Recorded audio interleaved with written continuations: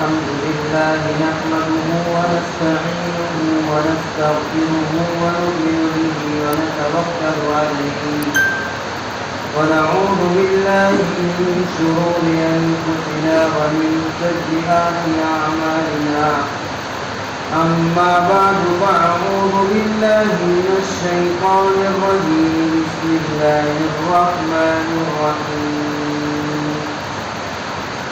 يسألونك عن الخمر والميسر قل فيهما إثم كبير ومنافع للناس وإثمهما أكبر من نفعهما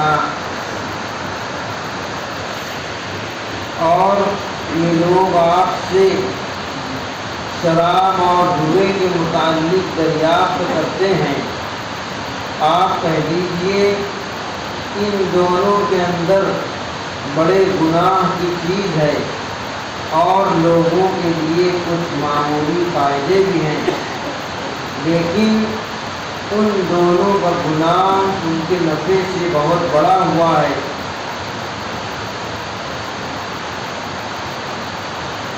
گزشتہ آیات میں یہ بتایا گیا کہ صحابہ کرام رضوان اللہ علیہ اجمعین نے وقتاً فوقتاً اللہ کے نبی صلی اللہ علیہ وسلم سے بہت سارے چیزوں کے متعلق مسائل دریافت کیے اور ان کے پوچھنے کے مطابق حکم نازل کیا گیا۔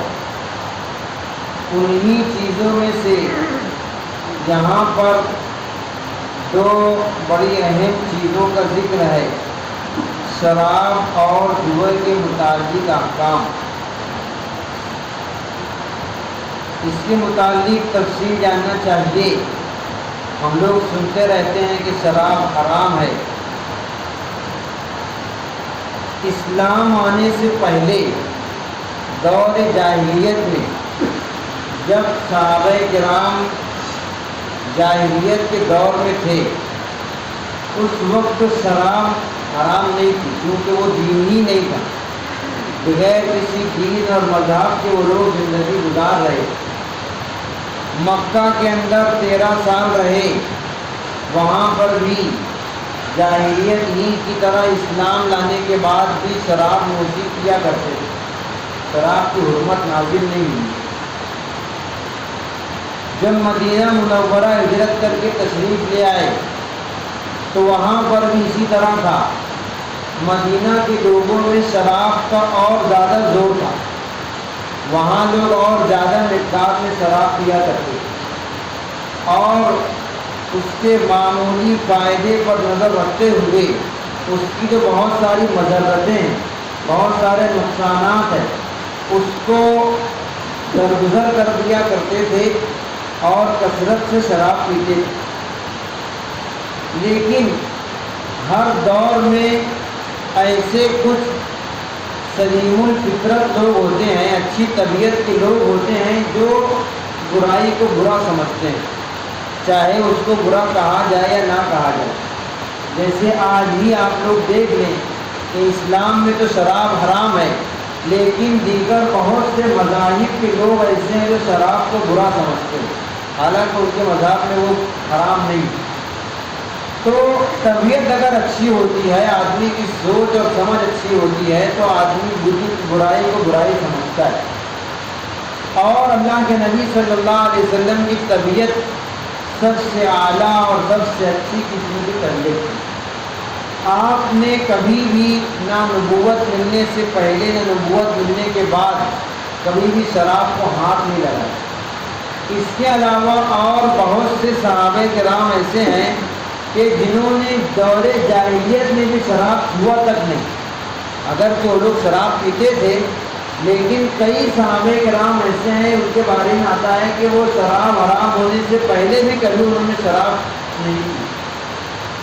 ایسے ہی چند صحابہ مدینہ میں اللہ کے نبی صلی اللہ علیہ وسلم کے پاس آئے، حضرت عمر فاروق، حضرت معاذ بن جبل اور چند صحابہ کرام جو انصاری تھے، مدینہ کے رہنے والے تھے، وہ اللہ کے نبی صلی اللہ علیہ وسلم کے پاس آئے اور کہا کہ ہم آپ سے شراب اور جوئے کے متعلق دریافت کرنا چاہتے ہیں۔ اس موقع پر یہ آیت نازل ہوئی۔ جب صحابہ کرام آپ کے پاس سوال لے کر کے آئے تب یہ آیت نازل ہوئی کہ یہ لوگ آپ سے شراب اور جوا کے متعلق پوچھتے ہیں۔ اس موقع پر ڈائریکٹ صراحتاً حرمت کا حکم نازل نہیں کیا گیا، بلکہ مشورہ دیا گیا کہ جس چیز کے بارے میں تم لوگ پوچھتے ہو اس کے اندر برائی ہے۔ معمولی نفع جو ظاہری طور پر لوگ سمجھتے ہیں کہ اس سے طاقت ہوتی ہے، اس سے قوت ملتی ہے، وہ ظاہری طور پر اپنی جگہ پر ہے، لیکن اس کے فوائد معمولی ہیں اور اس کے نقصانات بہت ہیں۔ شریعت نے یہ کہا کہ اس کے نقصانات بہت ہیں۔ اچھے قسموں کے لوگ ہوں گے تو صرف مشورہ دینے سے مان جائیں گے، ان کی سمجھ میں بات آ جائے گی۔ تو شراب کی حرمت کے متعلق تدریج سے درجہ بدرجہ حکم نازل ہوا۔ سب سے پہلے یہ کہا گیا کہ شراب کے اندر بہت نقصانات ہے، بہت گناہ کی چیز ہے۔ جب آدمی اس کو استعمال کرتا تو اس کی عقل معوف ہو جاتی ہے، پھر وہ جو بھی برائی کر لے اس کے سمجھ میں نہیں آتا اور گناہ کا راستہ کھل جاتا ہے۔ جب یہ آیت نازل ہوئی اور کہا گیا کہ اس کے اندر بڑے گناہ کا سامان ہے تو بہت سے صحابہ کرام نے اس وقت سے ہی شراب چھوڑ دی، لیکن چونکہ ابھی بھی قطعی حرمت نازل نہیں ہوئی، ابھی یہ نہیں کہا گیا کہ شراب حرام ہے، اس لیے بہت سے صحابہ کرام ابھی بھی شراب پیا کرتے تھے اور وہ کہتے تھے کہ جو اس کے مفاسد ہیں، اس کی خرابیاں، اس سے ہم لوگ بچیں گے۔ اس کی کچھ مدت کے بعد یہ واقعہ پیش آیا کہ حضرت عبد الرحمن بن عوف نے کچھ لوگوں کی دعوت کی اور دعوت میں کھانے کے بعد معمول کے مطابق شراب پیش کی اور سب لوگوں نے شراب پی، اور اس کے بعد پھر نماز کا وقت آیا تو نماز پڑھنے کے لیے کھڑے ہوئے۔ اس میں حضرت علی رضی اللہ تعالیٰ عنہ تھے جنہوں نے نماز پڑھائی اور اس میں سورہ کافرون کی تلاوت کی، قل یا ایھا الکافرون۔ اس میں انہوں نے چونکہ نشے میں تھے اس لیے پڑھنے میں ایسی غلطی کر دی جس سے نماز میں خرابی آ گئی اور معنی بدل گئے، نماز فاسد ہو گئی۔ اس موقع پر شراب کے متعلق دوسری آیت نازل ہوئی جو چوتھے یا پانچویں پارے میں آئے گی، یا ایھا الذین آمنوا لا تقربوا الصلاۃ وانتم سکارى، کہ اے ایمان والو تم نشے کی حالت میں نماز کے قریب مت آؤ، مطلب نشے کی حالت میں نماز مت پڑھو۔ اگر تم کو استعمال کرنا ہو کرو، لیکن ایسے وقت میں کرو کہ نماز کا وقت نہ ہو، نماز کی حالت میں نشے کی حالت میں نماز پڑھنے مت آؤ، ورنہ اس طرح کی غلطیاں کرتے ہو۔ یہ دوسرا حکم نازل ہوا شراب کے متعلق۔ ابھی بھی صرف وقتی طور پر شراب حرام کی گئی، ہر وقت حرام نہیں کی گئی، لیکن نماز کے وقت مت پیو، اس کے علاوہ اوقات میں پی سکتے ہو۔ اس موقع پر بھی کچھ اور صحابہ کرام نے شراب کی عادت چھوڑ دی، یہ سمجھ کر کہ جس چیز کو پی کر اور استعمال کر کے ہم لوگ نماز نہیں پڑھ سکتے اس کو استعمال کرنے کی ضرورت کیا ہے، یہ کہہ کر کے انہوں نے شراب چھوڑ دی۔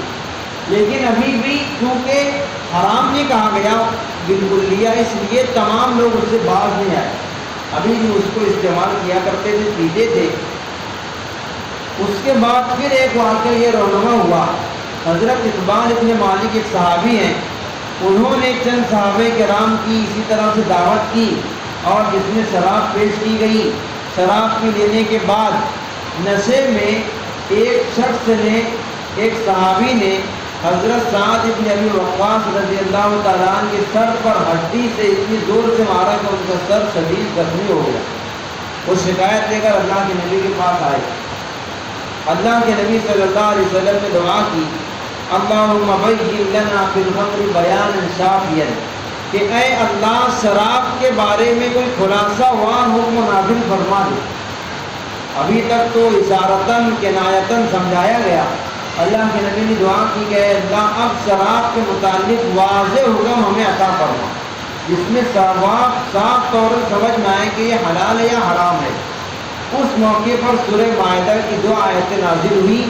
یا ایھا الذین آمنوا انما الخمر والمیسر والانصاب والازلام رجس من عمل الشیطان، کہا کہ اے ایمان والو، یہ شراب ہے اور جوا ہے، اور 2-3 چیزوں کا اور بیان کیا، کہا کہ یہ شیطانی عمل ہے، فاجتنبوہ، اور حکم دیا گیا کہ اب تمہارے لیے اس سے بچنا لازمی، اب تم اس کو استعمال نہیں کر سکتے۔ یہاں پر شراب کی قطعی حرمت نازل کر دی گئی اور یہ بتا دیا گیا کہ اب شراب حرام ہے، اب اس کو کوئی استعمال نہیں کر سکتا۔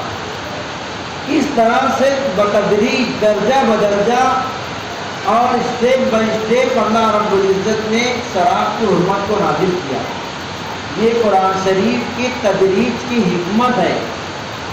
ہم لوگ اچھی طرح جانتے ہیں کہ کسی بھی چیز کا عادی شخص اس کو فوراً کہیں کہ اس چیز سے باز آ جاؤ تو فوراً چھوٹتی نہیں، خاص طور سے جو نشے کی چیز ہو فوراً آدمی سے چھوٹتی نہیں ہے۔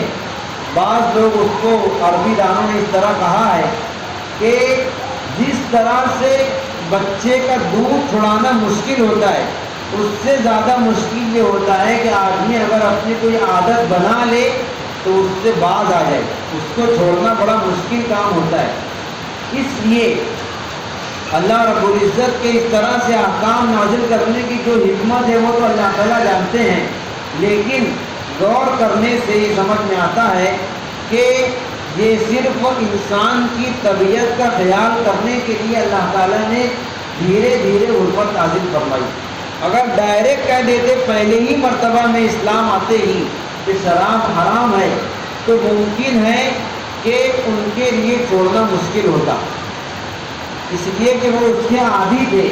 آتا ہے کتابوں کے اندر کہ وہ لوگ ہر 1-2 گھنٹے کے بعد شراب پیا کرتے، اس قدر وہ لوگ اس کے عادی تھے، تو ان کے لیے فوراً چھوڑ دینا کوئی آسان کام نہیں تھا۔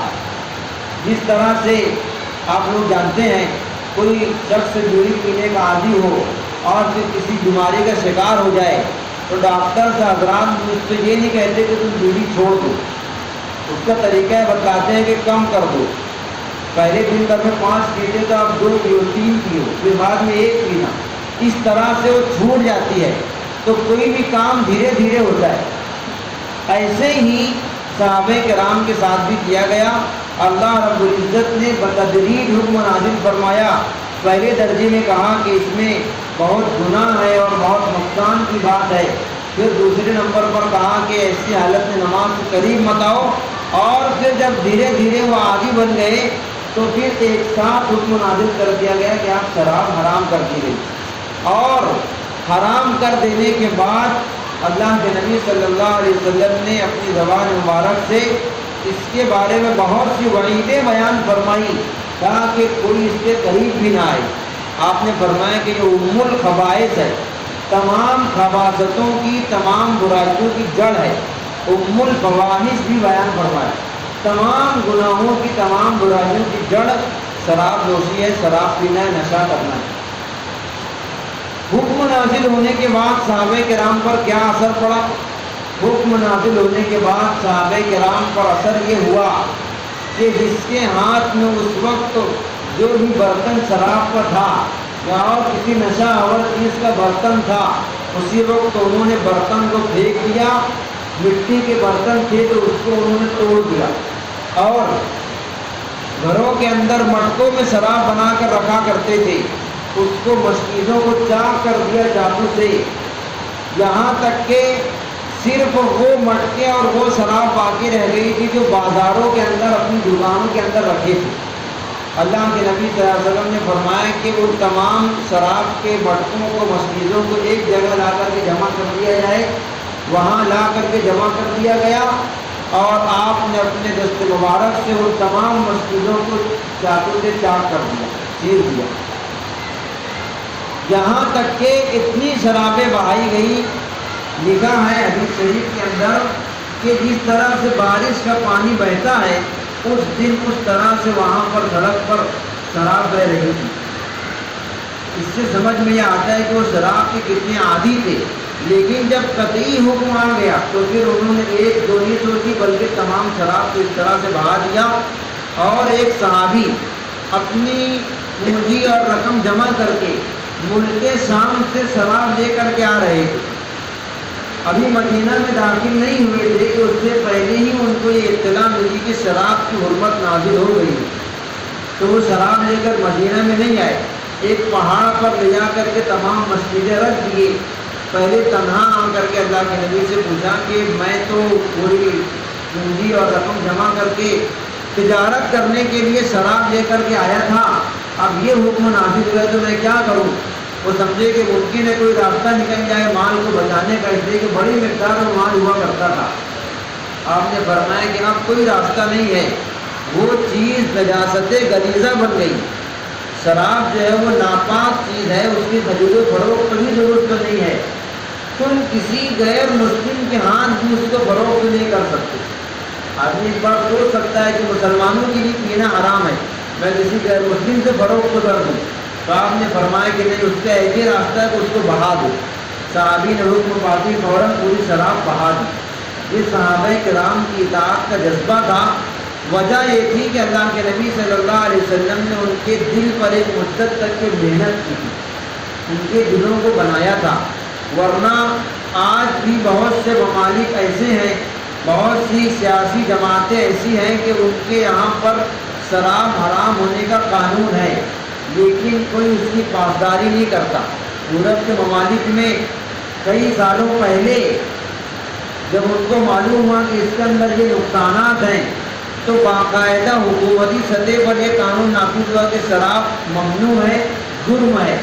لیکن یہ بتلایا جاتا ہے کہ جب ممانعت کا قانون نافذ ہوا تو لوگوں نے اور زیادہ مقدار میں اس کو استعمال کرنا شروع کیا. وجہ اور فرق یہ ہے کہ صحابہ کے دلوں پر پہلے محنت کی گئی، ان کے دلوں کو بنایا گیا تھا، اور اللہ کے نبی نے ان کے اندر اپنا یہ مقام بنایا تھا کہ اگر وہ کوئی بات کہہ دے تو صحابہ کرام اس کو حرف آخر سمجھتے، اس کے آگے بڑھتے نہیں تھے. یہ اسلامی حکم کا امتیاز ہے. اور آج افسوس کرنا چاہیے کہ ہمارا دور اسی جاہلیت کی طرف جا رہا ہے. ہم لوگ اپنے معاشرے کا جائزہ لیں تو نشہ آور چیزوں کا استعمال پہلے ہمارے بچپن میں، ہمارے بڑوں کے بچپن میں کم تھا، اور اب بہت زیادہ تیزی سے نوجوانوں کے اندر بڑھ رہا ہے. تو گویا کہ ہم لوگ ترقی نہیں بلکہ تنزلی کی طرف جا رہے ہیں، زمانے جاہلیت کے دور کی طرف جا رہے ہیں. یہ جو آیت نے بیان کیا کہ اس کے اندر چند منافع بھی ہیں لیکن گناہ بہت زیادہ ہے، نقصان بہت زیادہ ہے، وہ اس طرح ہے.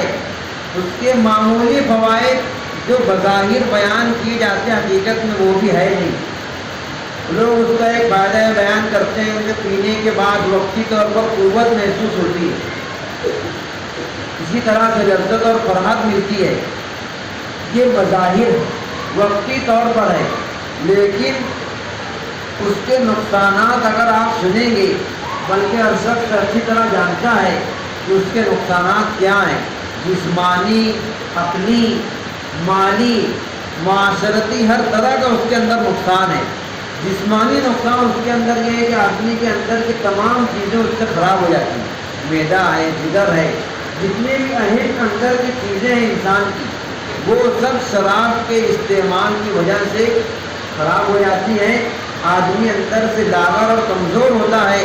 ایک جرمنی ڈاکٹر نے لکھا ہے کہ شراب کا عادی شخص 40 سال کی عمر میں 60 سال کے بوڑھے کی طرح ہو جائے.